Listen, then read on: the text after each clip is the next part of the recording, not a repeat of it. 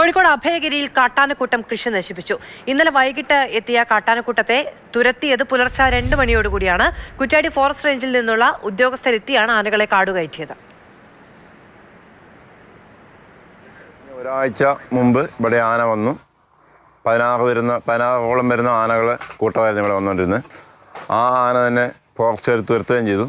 എന്നിട്ട് ഇന്നലെ രാത്രിയിൽ ആന വന്നു ഫോറസ്റ്റുകാരും നാട്ടുകാരും എല്ലാം കൂടിയിട്ട് ഇന്നലെ രാത്രിയിലും മനുഷ്യന്മാർ ഒരു തുള്ളി ഉറങ്ങാതെ തീയും എല്ലാം കത്തിച്ച് ഇങ്ങനെ ആനനെ തുരത്തിക്കൊണ്ടിരിക്കുമായിരുന്നു. നമ്മൾ രാത്രിയിൽ മനുഷ്യന് ഇവിടെ ജീവിക്കാൻ പറ്റില്ലാത്ത ഒരു സ്ഥിതിയാണ് ഇപ്പം ഇവിടെ നിലവിലുള്ളത്.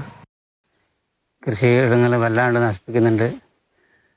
ഇവിടുന്ന് കുറേ ആളെ കൃഷികൾ എല്ലാം നശിപ്പിച്ചിട്ടുണ്ട്. റബ്ബറും തെങ്ങും കാവുങ്ങും മൊത്തം എല്ലാം നശിപ്പിച്ചിട്ടുണ്ട്. നമ്മളെ ഇപ്പറമ്പ് തന്നെ 10-12 തെങ്ങ് ഈ പറിച്ച് ഇവിടുന്ന് പടക്കം പൊട്ടിക്കുന്നുണ്ട്. പൊട്ടിച്ചിട്ട് അവർ പോകും. എന്നാലും ആന നമ്മളെ പറമ്പ് വിട്ട് പുറത്തേക്ക് പോകുന്നില്ല. അതൊരു വല്ലാത്തൊരു അവസ്ഥയാണ് ഇവിടെ.